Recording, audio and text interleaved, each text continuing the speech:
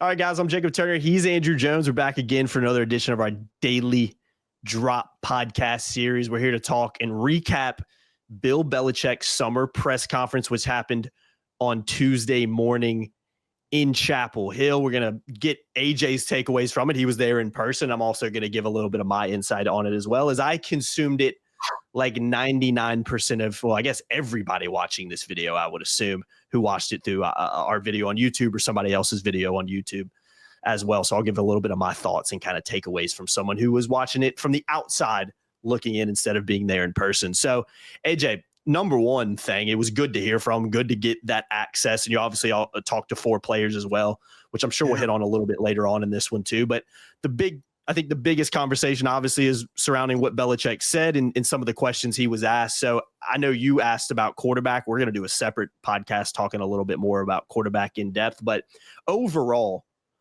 what were your takeaways from the press conference? Because I know, number one, you were just happy to be able to get a little bit of access, right? People hate when we bitch about that, but complain about that. Excuse me. It's true. I was happy to get access. I thank Justin for it. Justin is the media relations. He's got a PR guy who handled the press conference. I don't know him yet, and I've got to get to know him some. I kind of like the operation they have there because Justin's going to work a lot with the players. Carolina does that with basketball a lot. Steve Kirshner will handle Hubert at home. Matt Bowers will handle the players. On the road, usually it's just Kirshner with everybody, but I kind of like the setup. What I really liked, outside of having the access, that and the timing of it, which is good because there were some spring football questions, which is wild, even though it's June, like 2 months ago, spring football ended. They had to be asked. I thought he was a lot more comfortable. Mm-hmm. I talked to a couple of people around the program, and this is great stuff. So the whole thing is trying to find signs of him being comfortable. They went through that period where there was all that crazy news out there about Jordan and all the Pablo Torre stuff, and I'm not going to repeat Pablo Torre stuff here. I asked a few questions about that, and it's pretty interesting. And I don't want to denigrate anybody else in the media. He's got a job to do. That's what his focus is, so that's fine. That's not our focus, obviously. But what I'm saying is we saw Bill work through that. Mm-hmm. And they kept recruiting on a great level, on a very high level. So it wasn't affecting football. Now, last time you and I did something, we talked, hey, it didn't affect football. It's actually good because it generated a lot more eyeballs. And that's what the chancellor said here a couple of weeks ago. So watching, we don't cover baseball. I love baseball, as you can see, but we don't have the resources. It's just not, the return is not worth the investment. Yeah, it's a lot. It's a lot of games. Yeah. Probably haven't done it. But I watched the games on TV. I was watching all the ACC teams on TV, and I was watching Carolina, and I was really caught by Belichick signing baseballs and being there. And what it told me was the guy that no one would ever see, people wondered how he would assimilate to a college campus, is doing that now. He's assimilating. Mm-hmm. He's becoming a college coach. So we go from seeing him, Saturday and Sunday. And by the way, one sports writer was quick to point out that the Tar Heel baseball team is 0-2 in the Super Regionals with Bill Belichick in attendance because he wasn't there Friday night. That's tough. Wasn't there Friday afternoon. Mm-hmm. A little anecdote, I guess. I thought he was comfortable. He came in there, and I thought to myself, that's North Carolina's football coach. That's a college football coach right there. He's got all the rings. He doesn't wear them. He's got all the pass, but he's new. Go back to the Dabo Belichick interview that Reese Davis did, and Dabo said the thing that struck him was how Belichick came and was asking everybody questions, all the other coaches questions. He knows he's new at this. He's not walking into – there's been like a hint of arrogance a lot of people kind of got the scent of from the program for a while. I kind of got that scent, but part of it was because we didn't have access. Mm-hmm. So it was really hard to sort of understand what we were hearing, what we were seeing, what we were smelling, so to speak. So now there's more of him. And I really thought to myself, watching him answer the questions and looking in his body language and how he was receptive to questions, he nodded more. I think this is a guy who's in this for a while. He mentioned about recruiting high school kids, and he said, hey, we're even offering 28s. I don't think there's all the cynicism out there. Oh, he won't get to June 1st because of $10 million pie. Remember, he won't go out in the trail recruiting. He did. Yeah. He's not going to be hands-on with college kids. He's 1,000 times more hands-on than any coach I've covered. Like Mac wasn't super hands-on. He was there. He watched everything. Larry Fedora was hands-on a lot with special teams, but not with a lot of other stuff. He would stand off and watch. A lot of the other guys I've covered, Tom O'Brien wasn't super. He was a little hands-on sometimes with a lineman, but he would stand off and watch. Belichick will get in there and demonstrate. He's done it with the camps. If you see stuff on social media with the high school kids, there was a kid who's a class of 29 quarterback or something that put something out about how Bill Belichick stopped and showed him something at a camp. He's a teacher. He's a coach. And we're starting to see that come into form right now. That was my that was my biggest takeaway. We learned some stuff. He answered some questions. He gave us more information. I thought he went really long on the house settlement, which means that he's dialed in. Yeah. He's got both feet in, and he's got an anchor in the ground, and he's here to coach North Carolina football. And if barring the unforeseen, I don't think he's going away anytime soon. He's got a minimum 3. The other 2 years of the 5-year contract are there as well. I really got the feeling, got the impression, the strong impression, okay, North Carolina football, it's not just a gimmick here. It's not just a retirement thing. It's not just, let's kind of play with this toy. He's the head coach of North Carolina football.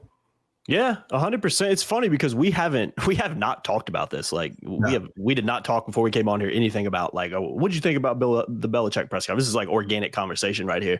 Well, we talked about my next move, right? Yeah, exactly. Yeah, that's what we spent. Can't say anything right now, but we'll come up later. We will. Stay here, guys. Stay on social media. Keep it locked. Keep it locked to Tar Heel Illustrated, as I say on every podcast. But yeah, that it's funny because that was my main takeaway as well for someone who wasn't there in person, but watched and consumed it on YouTube, like pretty much everybody else watching this podcast. And it's funny, you talked about him being assimilated and really being involved with the university athletics. I mean, you mentioned how he was at the baseball games. He told it, he mentioned it in the press conference early on that, we had our baseball team playing and all that stuff. He actually introduced that himself. And that, it again reminds me of something a Mac Brown would do, or a coach, again, that is invested in the program, makes appearances at these stuff. And this is a guy that hasn't been in the job for long, but choosing to go out and watch this stuff, choosing to bring it up and choosing to mention the university when he doesn't really necessarily need to mention any other athletic program in the university in his first couple minutes of his press conference. That again shows the buy-in that I think he has with doing this. And I don't think that should really be a surprise to anybody, but I think for a lot of people, I think it is a surprise. I don't think it's a surprise that he's maybe going to some of this stuff, but I do think it is a little bit of a surprise that he's like going out of his way to like bring it up. You know what I mean? I'm only surprised because I didn't have expectations one way or the other. Mm-hmm. I know this much. The people who have covered him previously, it wasn't like the New England Patriots also had a baseball team and also had a women's soccer team and also had a basketball team. And they weren't in this little campus area where everybody kind of intermingles. What he's getting used to is he can walk over to the stadium. I remember going to a lot of press conferences and leaving, and I'd go work a lot. I would work a lot at the press box after Mac press conferences. And then I'd leave, and quite a few times I'd be on my way off campus and Mac's walking back to his house. I never stopped off from a ride, though. Just FYI. He probably thought about it. I never want to sit in my car. He'd be like, "No, I'm good, Edge." No, because he had to get his steps. Because you're a steps guy, so you're like. Max said that I inspired him to get steps because he knows the weight loss and just the being married to it and everything. By the way, which today is 1,492 straight. It's impressive, days. Man. It's impressive. It's a good year. 1492 is a good year, man. That's impressive, man. I'm telling you, it really is. My point is Mac was just comfortable being. Roy used to go for walks on campus all the time. Oh yeah, Kirk Walton was his walking buddy, and they go for walks. So Belichick is starting to he sees some of the soccer players every once in a while. He's going to see the lacrosse guys because he's a lacrosse dude. His daughter's the women's lacrosse coach at Holy Cross. So it's all becoming comfortable to him. There's no carpet for him to go from this end of campus to that end of campus. There was a cubby hole of a facility in New England, and then it was home or wherever he went. This is different, and there's no carpet. Mm-hmm. And I think that that's very healthy, and I think he's enjoying it. And I've talked to some people. He's enjoying it. Mm-hmm. I talked to a couple people yesterday in the program, and they said that I gave them my take afterward. They agreed 100%. They said that things seem more relaxed around there now. Mm-hmm. And I think that that's great. And to me, when people say, oh, you're optimistic about the Tar Heels and whatever no, I'm not optimistic from a rooting standpoint. It's just I sense positives. I sense this as a positive. I think that a relaxed Bill Belichick, a comfortable Bill Belichick and Michael Lombardi, and I did see Lombardi yesterday and jeans and all that stuff, comfort, man. These guys they're there where they are. The suitcase is unpacked. Mm-hmm. This is huge to me. Now, it doesn't mean they're going to win a ton of football games because of it, but I think that people understanding how entrenched and how the sleeves are rolled up across the board, not just for show, but for real, should give Carolina fans optimism that every ounce of everything is being put into success, having success. Doesn't guarantee it, but I don't think that they are going to get caught as off guard as others because I think they're ready. I know that even some of the players, like we were told yesterday that Bryce Baker's already studying TCU film. Well, he's not doing it alone. There's staff there doing it with him. I mean, they are full throttle ahead. Yeah, and that's what you want. And again, it felt like that from some of his comments made. Go listen to the press conference. You'll find it on our YouTube channel if you haven't already, because there's a lot of stuff we're not going to hit on in here. And I don't want to talk quarterback in here because that was a question you asked. We'll do that in a separate podcast. But I'd be remiss if I didn't bring up, a couple people asked him about, the stuff that's gone on. I mean, the news cycle has been dominated at times this offseason by Bill Belichick and his relationship with Jordan Hudson, the national media just talking about it. And I thought that was something the couple questions he got asked about it, I thought he handled very well. Again, it was like, look, man, she's I think he quoted it. She's not a part of the program. We are fully focused on this program and building everything. And that's my personal life. And, I don't really want to get into it. So I thought he handled those questions really well. And I also thought, just to hit on what you're saying about the vibe of the press conference, my number one thing is it felt like, yes, he was Carolina's coach, but I've seen a lot of Bill Belichick press conferences, or go watch him from the one he was at the Patriots. He's not the most, I don't want to use the word friendly guy, but if he didn't have to talk to the media when he was with the Patriots, I don't think he would have lost any sleep at night. And he kind of showed that at times. It felt like yesterday he actually kind of wanted to be there and talk to you guys. I think didn't he make a comment of like, it's good to see you guys kind of thing. So like, it felt like he had, and all that kind of shows, like you're saying, the buy-in there and the enjoyment of being where he's at right now, where it doesn't come off as somebody who's just going to be here for a year so he can leave and go back to the league. The vibe he's giving off especially from this press conference and the things he said, it doesn't feel like that. And I think that's a massive positive for every North Carolina fan watching this. Because again, that's with the Jordan Hudson stuff, a lot of the stuff being circulated around by national media that don't know what's going on is, he'll be there for a year and he's gone. And who knows, maybe that could still happen, but it doesn't feel like that based on some of the availability we've had with him, especially on Tuesday. I know that prior conversations with certain people over there about getting more access were usually met with a smirk. Like, yeah, good luck. This wasn't.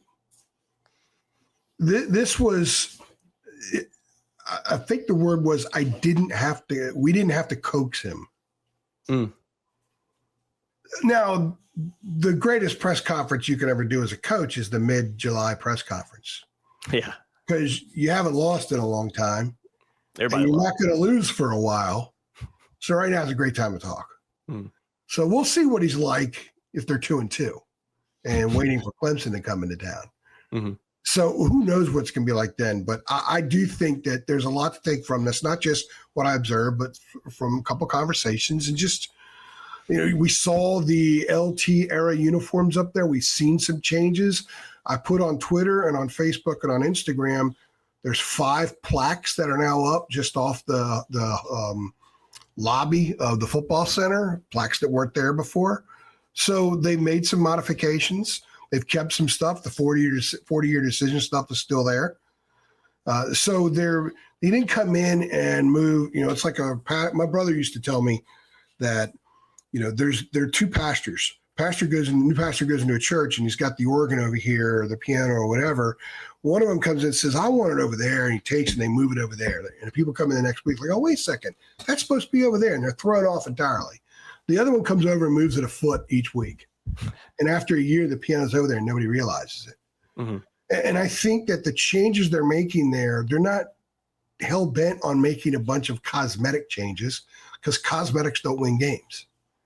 They made other kinds of changes. And now that a lot of stuff is in order, guess what? These other things are there now. Because that wasn't there the last time I was in the football center. I was there, a month ago? Not even a month ago. And when I guess it was 5 weeks. When was the Ireland game announced? I think that was it was at least a month ago, probably a month ago. Yeah, we had a press conference and the Lord Mayor of Dublin was there. And I follow her on Instagram now. Every time I turn on Instagram, she's doing another thing. I now know what the Lord Mayor of Dublin is doing all over the place. Imagine that. So they were there. They gave a jersey. They gave, I think, Chancellor Roberts was given like a history of Ireland book, all that kind of stuff. That stuff wasn't in the football center then. Wow. But it is now. So they didn't rush to change right away, that kind of stuff. They kind of dug in and did more infrastructure, more deep down rooted infrastructure. And now some of those things are happening. And by the way, sidebar about those uniforms, I was told they're probably not going to wear them this year, but they might wear them in 26 as a throwback one time.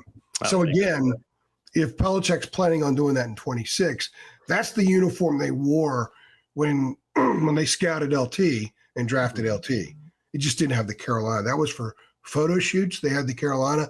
They didn't have that during the games. It's a good unit. So, it would be a cool unit to see. Yeah, I'm not a big fan of the stair-step UNC. Yeah, I hear you. Because their block NC is beautiful, and they have a beautiful uniform as it is. But as a throwback, I think it'd be a nice I'd like to see them ultimately go back to all of them, the future uniforms too. But that's the other thing. They're embracing history. I was going to say that, yeah. And there's so much history there with great individual players, more so than teams, and they want to bring that out. And I was really pleased to see that of the 5 plaques, 2 of them are coaches, Jim Tatum and Carl Snavely. And if you don't know who they are, look it up, learn about it. If you want to learn about Carolina football, you're going to get some of it kind of shoved in your face here in the next few years because Belichick is all about that. Lombardi's all about that. They know that when Belichick used to scout players in the 70s, 80s, and stuff like that, that North Carolina was producing a ton of dudes that went to the NFL, a lot of defensive players. Yeah. And the greatest one of all time, his first college position coach was Bill Belichick. Yeah, and we've talked about it before. I mean, my dad's had season tickets for 15 years or more now, and I've been going to games since then.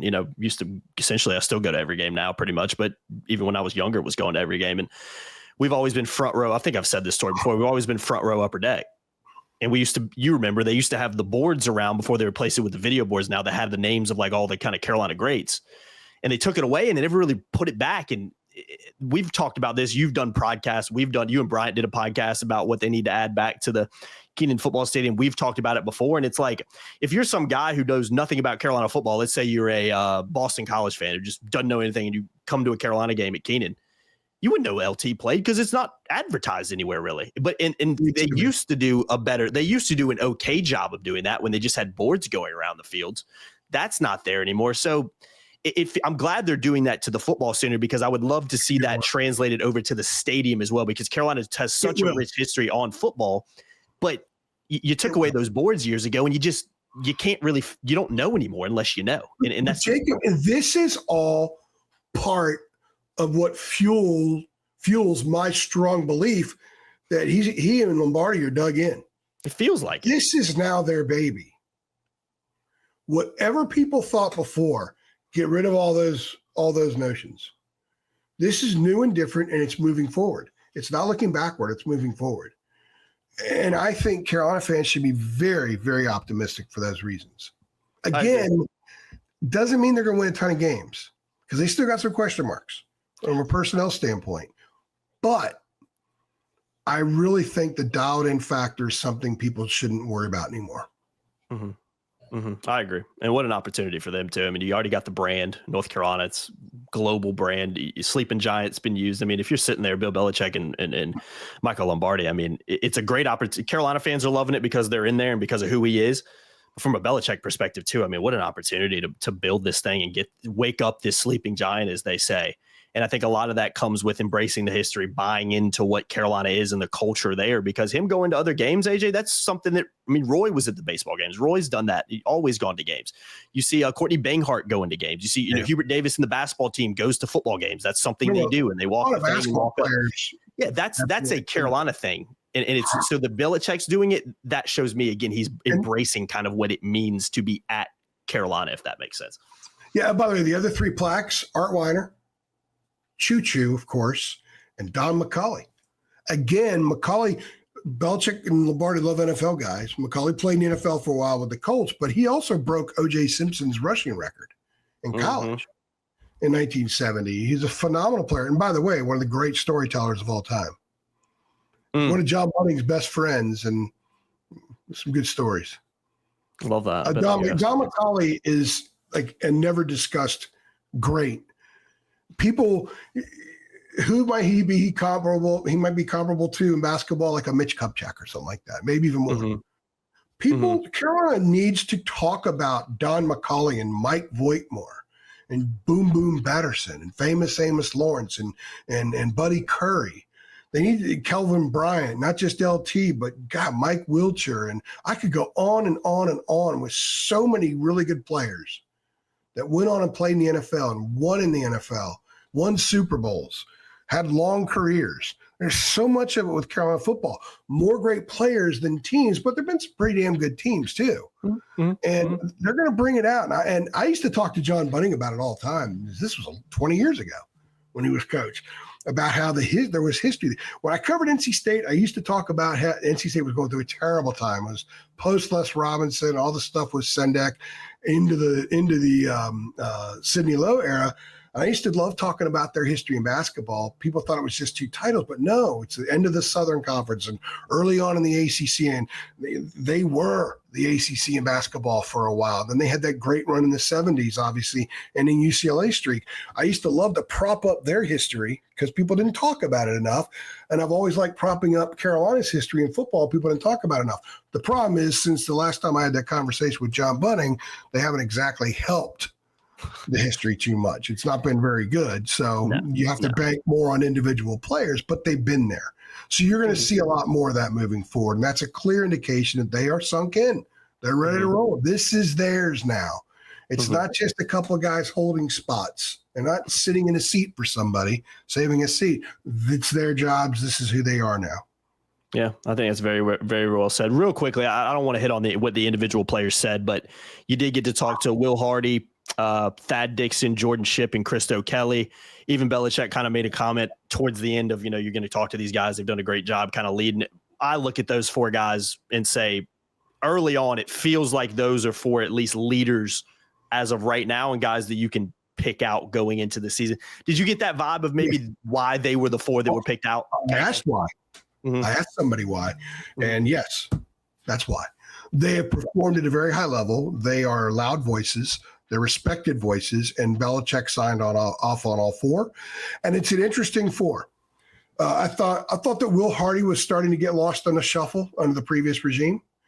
The new regime maybe has a different viewpoint of him. And that doesn't mean that the last one was bad or anything like that. And by the way, he and Jordan Shipp were both asked questions to differentiate Carolina football under Mac Brown versus under Bill Belichick. And they both said the culture's different. It's tougher, maybe more competitive. Didn't say it's better. They both made it very clear they weren't speaking negatively about Mac. It's just a different approach. It's an NFL approach. That's okay. But I thought that Hardy's a guy to watch for this year. He's had health issues. If he can stay healthy, I think he's a guy who could really surprise. Could be the captain of the special teams. I could see him doing something like that. Jordan Shipp, I was told, is ready to just explode. Yeah. I mean, he's got all the talent. He's got take the top off the defense talent. He's ready to explode. And I thought he was very impressive, Jacob.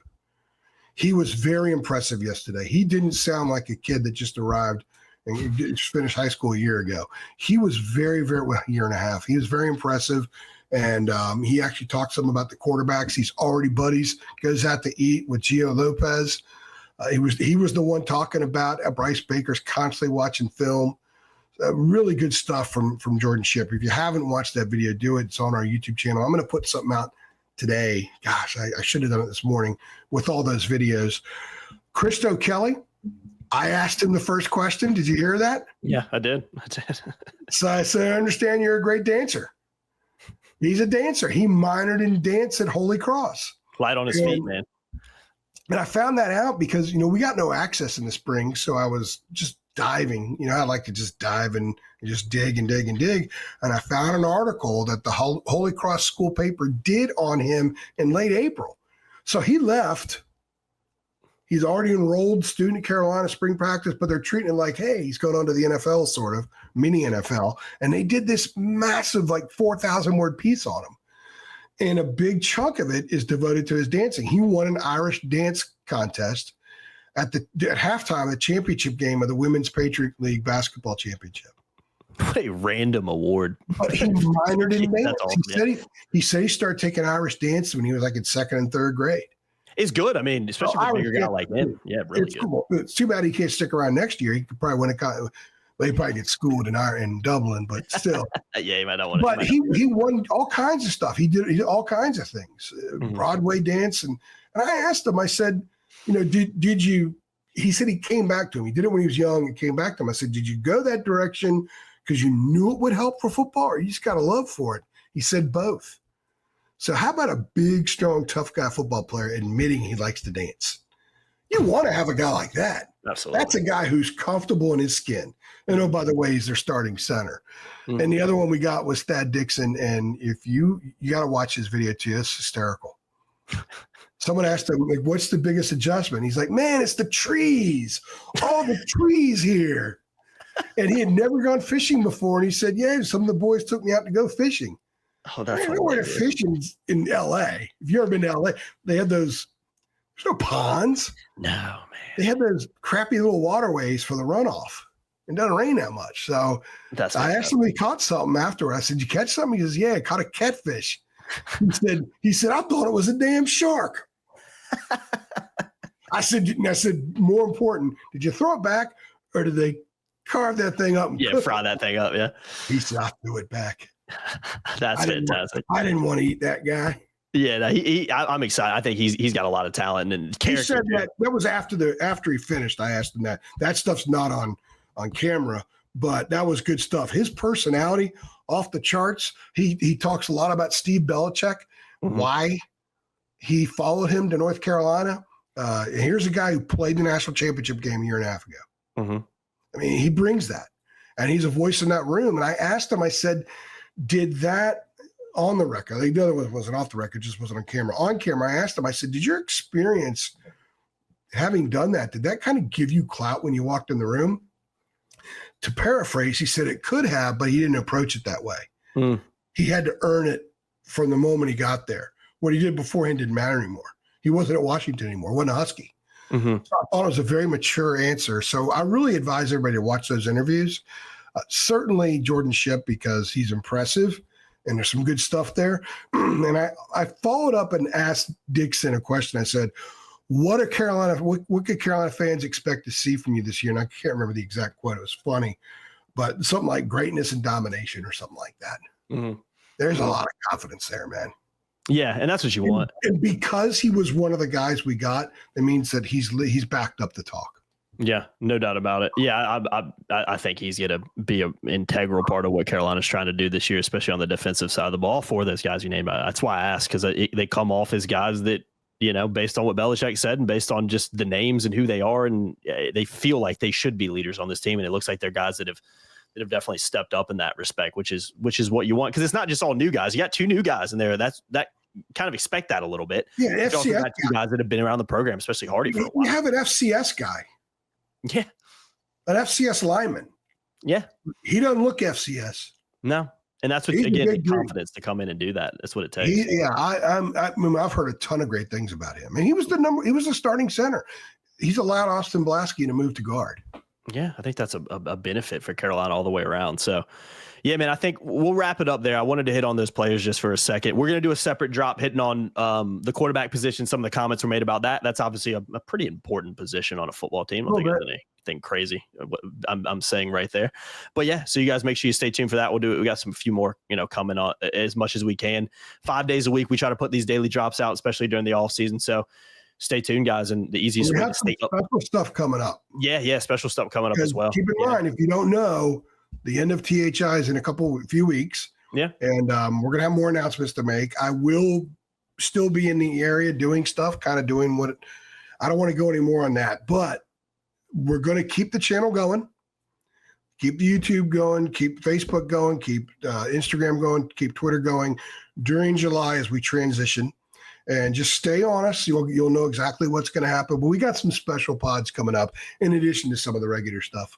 Yeah, can't get rid of us that easy, AJ. We're recording something next Tuesday. That's going to be pretty fun. I'm looking forward to it. Yeah, you're going to see some old faces. You're going to see some old faces on it. Yeah.